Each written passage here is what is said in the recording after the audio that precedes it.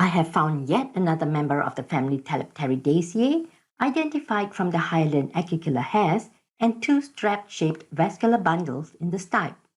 I have previously uploaded videos on two other species from the family Thelypteridaceae, that is, Cristella dentata and Cyclosorus interruptus. Ferns from this family seem more accessible, perhaps as Thelypteridaceae is among the largest fern families.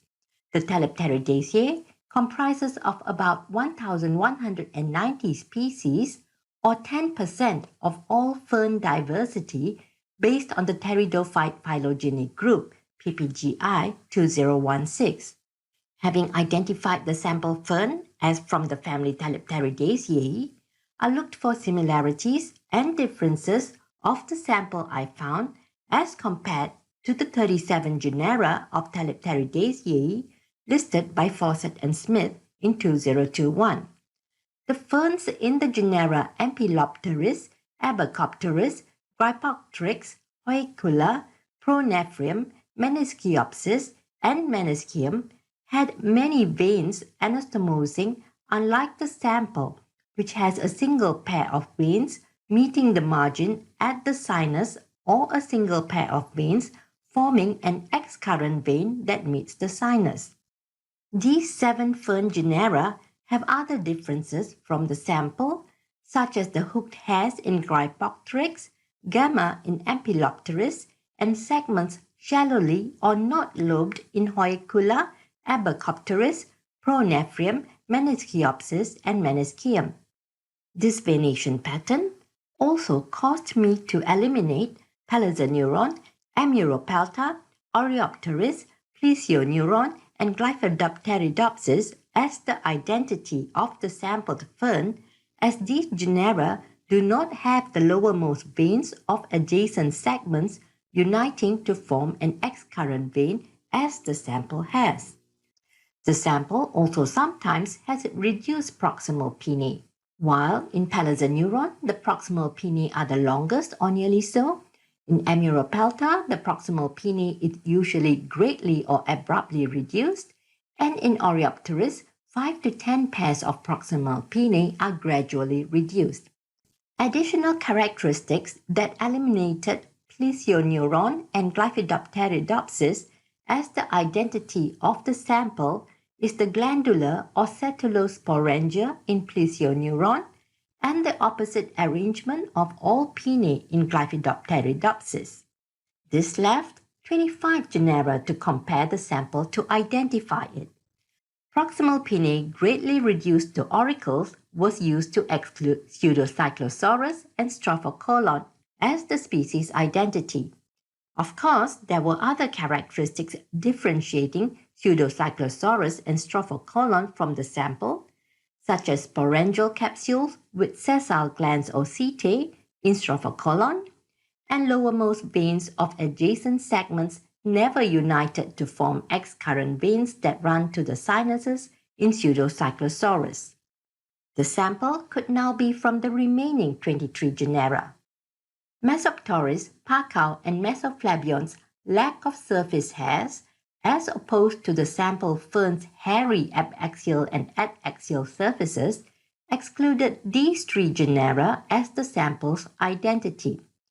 Also eliminated as the identity of the sample was the genus Goniopteris, which has stipitate or sessile branched hairs, Cyclogramma with hooked hairs, as well as Cyclosaurus and Thelypteris, which bear flat ovate scales abaxially on the costa. Thelypteris also differed from the sample with its basal veins ending at the margins of lobes just above the sinuses, and Cyclosaurus differed from the sample in additional characters such as its long creeping scaleless rhizomes. Of the now 16 genera left, which the sampled fern might be from, I eliminated the sample as being from the genus Stenogramma, Manisaurus, Leptogramma, Phagopteris, and Pseudophagopteris, as these genera have ex-induciate sori, unlike the sample. Stenogramma, Manisaurus, and Leptogramma also had linear sori unlike the sample. Exclusion of the genera Leptogramma, Phagopteris, Pseudophagopteris, Macrotelypteris, and Metathelypteris as the sample's generic identity is supported by their lack of a costal groove. Macrotelypteris, meanwhile, had either X-induciate sori or had small inducia, unlike the sample's obvious inducia, while many species of Metathelypteris have veins not reaching the segment margins, which differs from the sample. Now, there's 9 genera remaining which the sample may belong to. Eliminating Styropteris and Pneumatopteris due to the presence of prominent peg-like aerophores, unlike in the sample, leaves 7 genera which the sample may be a member of.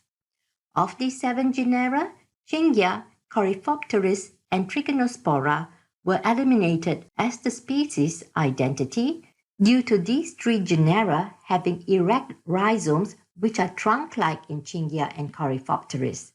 The sample, on the other hand, has a short creeping rhizome.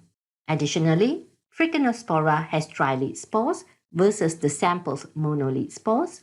Coryphopteris does not have pinnae strongly oblique like the sample, and Chingia has type scales which are stiff, certiferous, and dark brown to blackish versus the sample's soft brown scales. Of the 4 genera now left to compare to the sample, Cristella and Rehultumia, as with many other Thelypteridaceae genera, did not have sulfur yellow sessile spherical glands along the veins and costules as found in the sample. Elimination of these 2 genera as the sample's species identity was also supported by the narrowed base of the basal pinnae in the sample, not found in Cristella, and the laminar tissue of the sample bearing hairs versus being typically glabrous in Rehultumia. The 2 genera now left to identify the sample from, Sphaerostephanos and Amblovenatum, both have sulfur yellow sessile spherical glands along the veins and costules, as in the sample.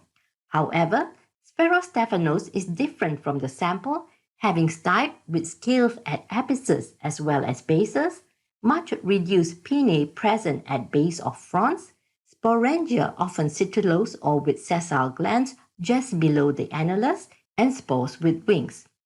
So the sample is most probably from the genus Amblovenatum.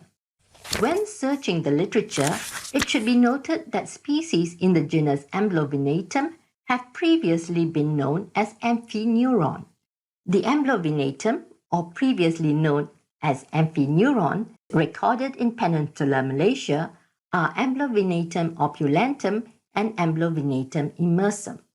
The species being identified is similar to Amblovenatum opulentum, having stipe reddish versus greenish in Amblovenatum immersum, veins 8 to 15 pairs per segment and not the 14 to 20 pairs in Amblovenatum immersum, pinnae lobed 3/5 to 3/4 towards costa with lobes slightly oblique and falcate, and not as in Amblovenatum immersum, which has pinnae lobed to 1 mm from costa or more deeply, and lobes except distally, almost at right angles to costa, separated by wide sinuses. So Amblovenatum opulentum, otherwise known as the jeweled maidenhair fern from the family Thelypteridaceae, has rhizome short creeping and scaly, stipe to 70 centimeters long, darker at the base which is scaly and hairy throughout, scales minutely ciliate, laminar to 80 centimeters long, oblong ovate, pinnate pinnatified, pinnae to 25 pairs or more, a pair of much reduced basal pinnae sometimes present, apex of front narrowly acuminate, deeply lobed in its basal part and grading into the upper pinnae. Pinnae narrowly oblong, lobed 3/5 to 3/4 towards costa, lobes slightly oblique, slightly falcate, lowest pinnae's base narrowed, laminous lower surface bearing acicular hairs, some capitate hairs, and yellowish glands. Upper surface of lamina with pale acicular hairs. Veins 8 to 15 pairs per segment, Basal pair from adjoining segments may touch the sinus membrane or meet below it at varying angles to produce an excurrent vein. Sori confined to lobes of pinnae, supramedial in slight depressions. Indusia thin, bearing marginal yellow glandular hairs and sometimes a few acicular hairs. Sporangia may have an elongated gland present on stalks. Spores monolete. You can use the references provided here for more details on identifying this species. Do give the video the thumbs up and subscribe to the channel if you haven't already to support this channel. Thank you.